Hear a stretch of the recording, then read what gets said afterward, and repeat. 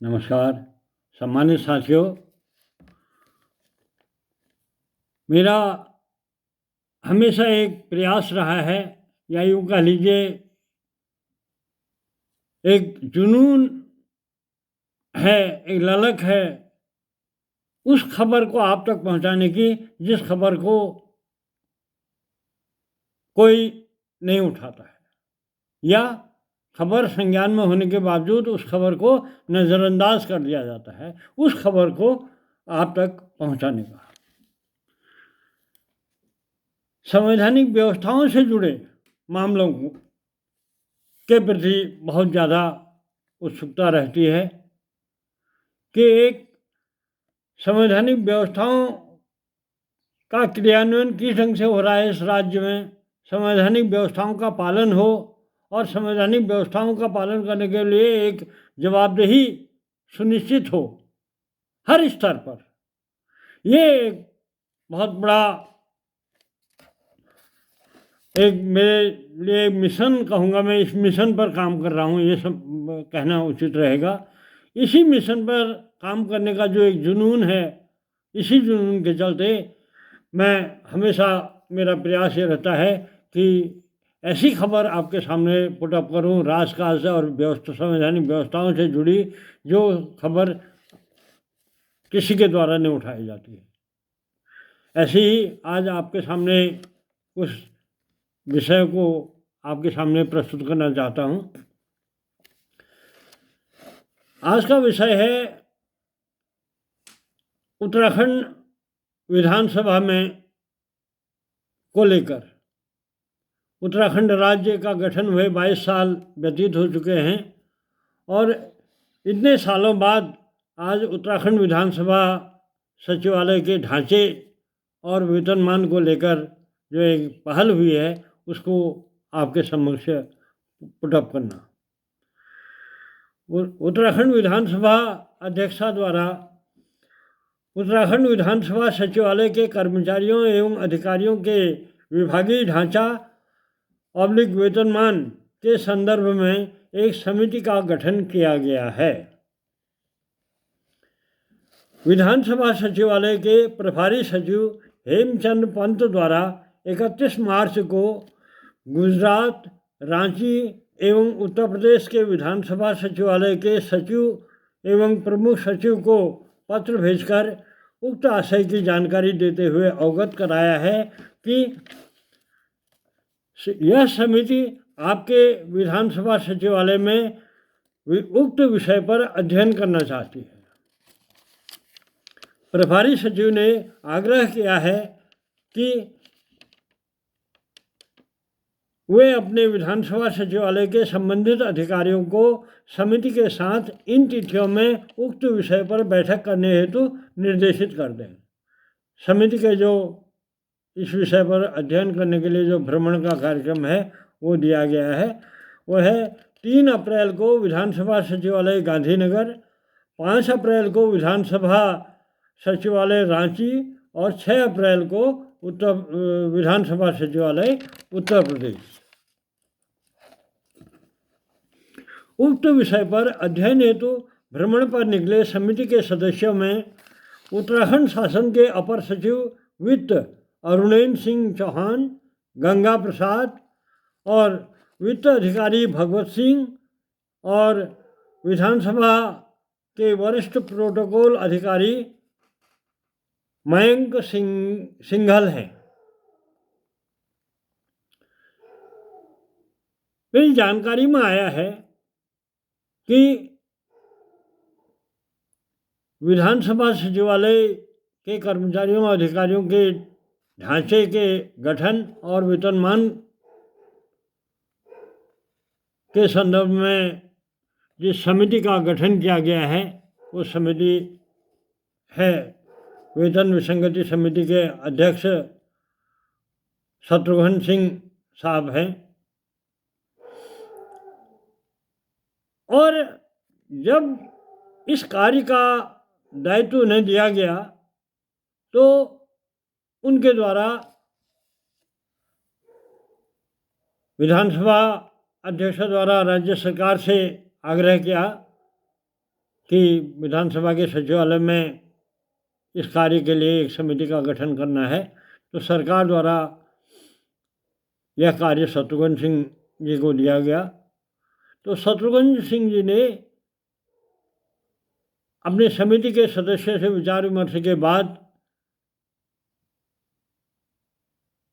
शासन से को के संज्ञान में उनके द्वारा लाए कि विधानसभा सचिवालय के स्ट्रक्चर और वेतनमानों को लेकर उनके समिति के सदस्यों को पूरी जानकारी नहीं है, लिहाजा समिति के सदस्य इस विषय पर अन्य राज्यों का भ्रमण कर अन्य राज्यों के विधानसभा सचिवालय के ढांचे और वेतनमानों के संबंध में अध्ययन करना चाहते हैं। उनके द्वारा इस आशय का लिखित अनुरोध किए जाने पर सरकार द्वारा इस पर सहमति दी गई और इसी क्रम में विधानसभा सचिवालय के प्रभारी सचिव द्वारा इस समिति के सदस्यों का ये जो भ्रमण कार्यक्रम है, ये इन विधानसभा सचिवालयों को भेजते हुए अध्ययन के लिए बैठक करने का आग्रह किया गया है इस समिति के सदस्यों के साथ। तो ये तो एक बड़ी अजीब बात है कि जो विधानसभा सचिवालय के स्ट्रक्चर आदि को लेकर जिस समिति को जो कार्य दिया गया है, उस समिति द्वारा ये इंटरनली मतलब बात है कि इसकी पूर्ण जानकारी के अभाव के कारण अध्ययन करने के लिए जो पहल की गई है। अब जब इसकी पूर्ण जानकारी नहीं है, क्या स्ट्रक्चर आदि को लेकर क्या भ्रमण करना बहुत ऐसा ज़रूरी था क्या? जो भी स्ट्रक्चर था, आज तो ये सब ऑनलाइन का टाइम है, जो भी आपको डॉक्यूमेंट आदि की जानकारी थी पहले उसको मंगा लेके उस पर स्टडी कर ली जाती, तब जाके आप कहीं पर बैठक या बात करते। क्योंकि उत्तराखंड विधानसभा सचिवालय तो पूरे देश में ऑलरेडी सुर्खियों में है। क्यों है? क्योंकि जब से इस विधानसभा का गठन हुआ है, राज्य गठन के बाद से जब से विधानसभा का सचिवालय का गठन हुआ है, तभी से वहाँ पर जो संवैधानिक व्यवस्थाओं को दरकिनार करते हुए जो तमाम भर्तियाँ और जो तमाम को लेकर जो तमाम अनियमितताएं उजागर हुई हैं, उसको लेकर पहले ही पूरे देश में सुर्खियों में है। अब आज इतने सालों बाद इस विधानसभा सचिवालय के स्ट्रक्चर आदि को लेकर जो एक समिति के सदस्य भ्रमण पर निकले हैं, ये भी एक सीधे सीधे गले उतरने वाली बात नहीं है। क्योंकि जो भी उनको ज़रूरत थी, जो डॉक्यूमेंट की, जो इस विषय की, जो उसको ऑनलाइन के टाइम में पूरा हासिल किया जा सकता था। आज तो वेबसाइट है, पूरा सब कुछ सबके हर विधानसभा सचिवालय या हर विभाग का स्ट्रक्चर पूरा हर राज्य की वेबसाइट है, उनमें सब कुछ देखा जा सकता है। फिर भी पहले उसका अध्ययन करने के बाद कुछ बैठक वगैरह करने की ज़रूरत होती तब करती, लेकिन यह एकदम से हमारी समझ में से परे है। उसके बाद इस पूरे मामले में जो एक और बात है कि किसी भी राज्य सरकार की एक पॉलिसी होती है, नीतिगत विषय यह है कि यदि किसी कार्य विशेष के लिए अगर किसी सेवानिवृत्त अधिकारी को की सेवाओं को लिया जाना है या उसको पुनर्नियुक्ति दी जानी है, तो उसके अधिकतम 65 वर्ष आयु उसकी होनी चाहिए। 65 वर्ष के अधिकतम आयु तक के सेवानिवृत्त अधिकारी के सेवाओं को पुनर्नियुक्त किया जा सकता है किसी विशिष्ट कार्य के लिए। अब ये कैसा विशिष्ट कार्य है, कितना विशिष्ट कार्य है, ये तो शत्रुघ्न सिंह साहब के जहाँ तक हम समझते हैं कि मुख्य सचिव के पद से सेवानिवृत्त होने के बाद वो मुख्य सूचना आयुक्त रहे और उसके बाद वेतन विसंगति समिति के अध्यक्ष हैं वेतन विसंगति समिति के अध्यक्ष के साथ के नाते उनके द्वारा वेतन विसंगति समिति की रिपोर्ट शासन को पुटअप की जा चुकी है। उसके बाद उन्हें विभिन्न विभागों के सेवा नियमावलियों के एक कॉमन नियमावली बनाने का दायित्व दिया गया, जिसके लिए 6 माह का समय दिया गया था, लेकिन 1 साल से अधिक हो गया है। इसके अतिरिक्त वो कॉमन सिविल कोड के सदस्य भी हैं।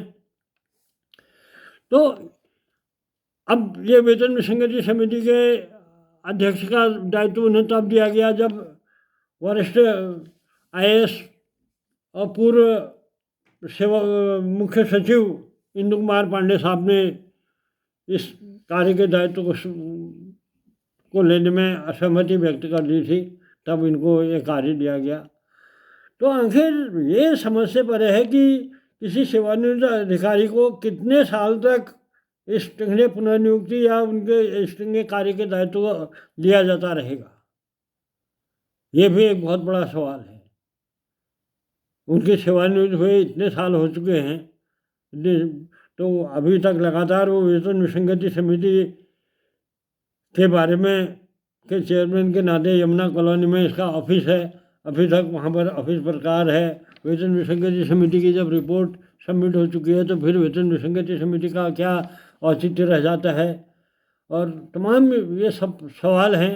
इन सवालों पर डिटेल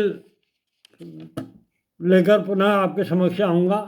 फिलहाल मैं इतना आप सबसे अनुरोध करना चाहता हूँ और इतना कमिटमेंट करना चाहता हूँ कि जो व्यवस्थाओं से जुड़ी जो खबर कहीं से नहीं उठेगी वो खबर लेकर मैं आपके सामने आऊँगा, चाहे वो कितना ही बड़े से बड़ा हो, कितना ही माफिया हो, कुछ भी हो।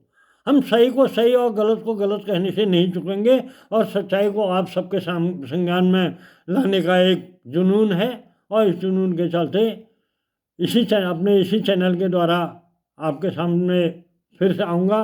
मैं अनुरोध करना चाहूँगा कि मेरे इस चैनल को लाइक, सब्सक्राइब और शेयर ज़रूर करें, तो क्योंकि आपके सहयोग से ही जो ये सही को सही और गलत को गलत कहने वाले अगर आप होंगे तो इस चैनल को सब्सक्राइब करेंगे, लाइक करेंगे, शेयर करेंगे और जन जन तक ये मिशन है, इस मिशन को जन जन तक पहुंचाना हमारा लक्ष्य है। इसी जुनून के रहते हूँ और तो इसी नाते आपसे यह अनुरोध करूँगा।